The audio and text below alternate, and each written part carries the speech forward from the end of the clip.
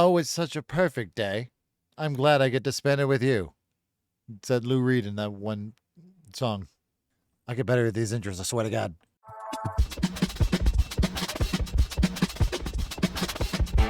All right, I'll do the bet as long as I can keep it up. There comes a time when you watch a film or you read a book and you're like, why does this stick in my head?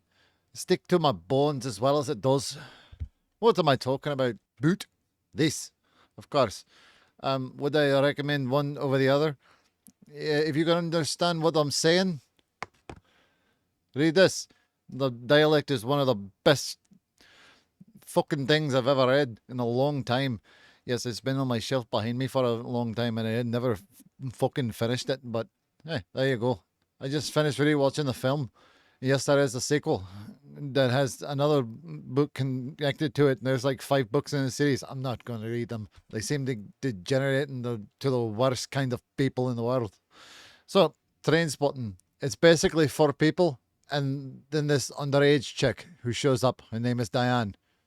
She's in like one scene in like the book and kind of a second scene, but not really. She's not really important.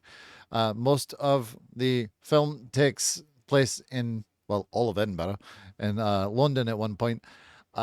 It's all out of order from this, but this is all a bunch of stories and they all kind of connect and you're inside of people's heads.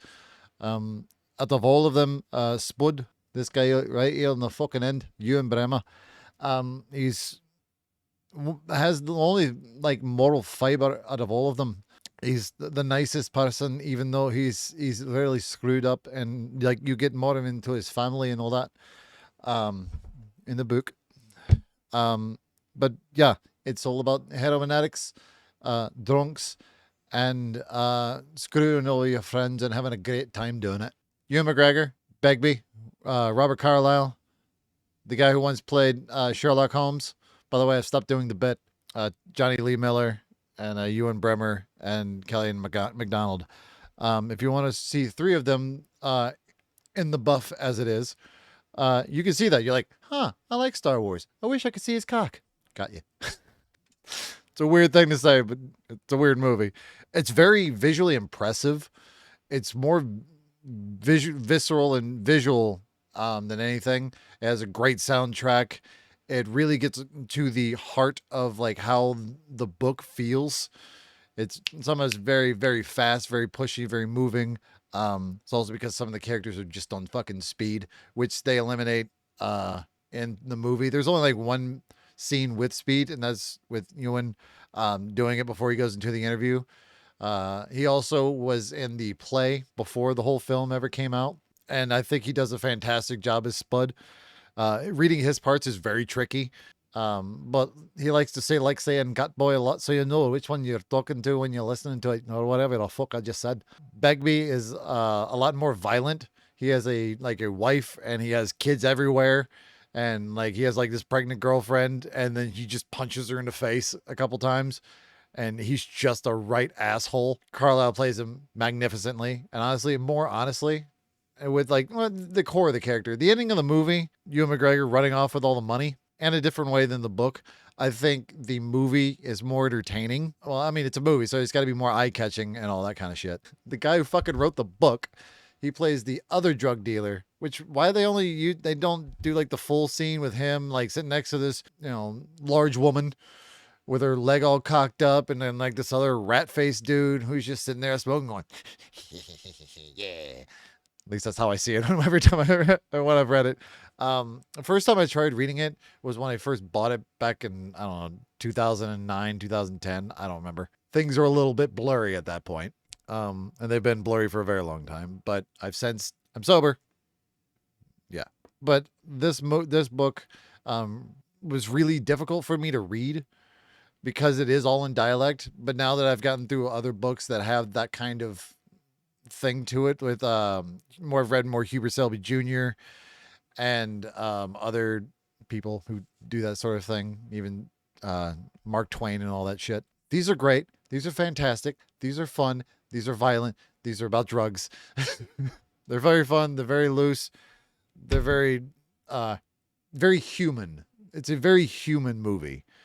And that's what actually like draws people to those stories is yeah, it's about drug use and all that stuff, but it in a way it glorifies it to the point of just being like, this is disgusting and gross. And if you don't get it, you don't get it, which is the whole point of train spotting. Train spotting is just somebody looking out at trains going, yeah, trains, which is a kind of weird thing to do. But if you're into trains, you get it. You know, if you're into heroin, you get it.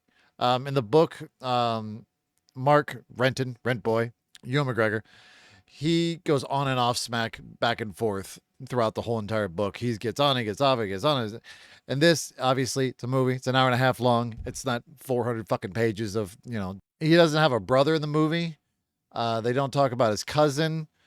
There's a few more people who go to funerals, and that kind of really gets to his character. Overall, Mark is genuinely a bad person. Yeah, he's a vegan, and yeah, he kind of has relations with a 16-year-old. I think that's how old she is. But at that point, he's just like, no, no, no, I'm out, I'm out, I'm out. He didn't know she looked older in the club. He's drunk. He's on speed. He's trying to get off heroin. You know, that's what the book uses as justification, not myself, but just as you could see how that universe kind of works. That's just it makes sense. He does feel bad about it, and it is weird. And don't do that. Ew. A mistake can be made, and then he wakes up and has to talk to the fucking parents. It's super weird. And then he hates dogs and he hates cats and he's just generally more of an asshole.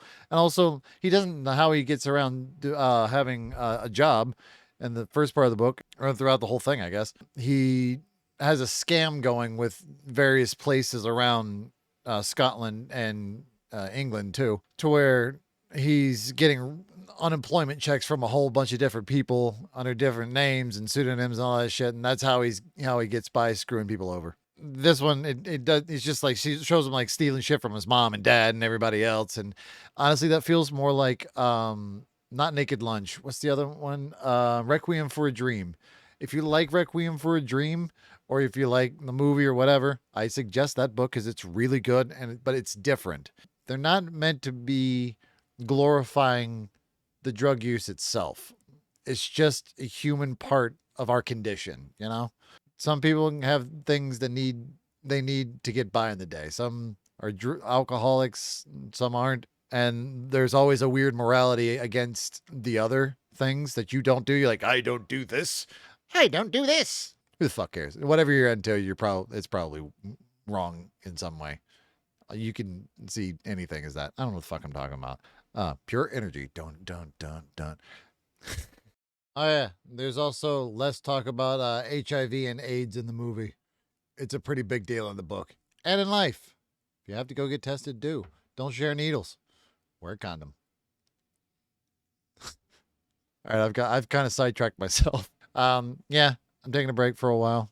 Guess I am writing a book. That sounds fucking pretentious as shit. I know that. I have other stuff. You want to check it out? Check it out. If you don't, you don't. I don't usually pay attention to my own channel. I know that. I know what you want. You want more Star Trek shit. You want more Stargate shit. You want Star Wars shit, which I've never done Star Trek or Stargate or Star Trek. Start the fuck over, but I'm not going to do that. We have fun here. I will do more Stargate stuff. I've been really enjoying watching it when I get up in the morning. It's on Comet TV. If you have that, it comes on. Granted, I wake up at like fucking noon. So yeah. Thank you so much for watching. I'm Jake, JC Wolf, Sir Stormchild, whatever the hell you want to call me. I will see you beautiful, beautiful people in the next one.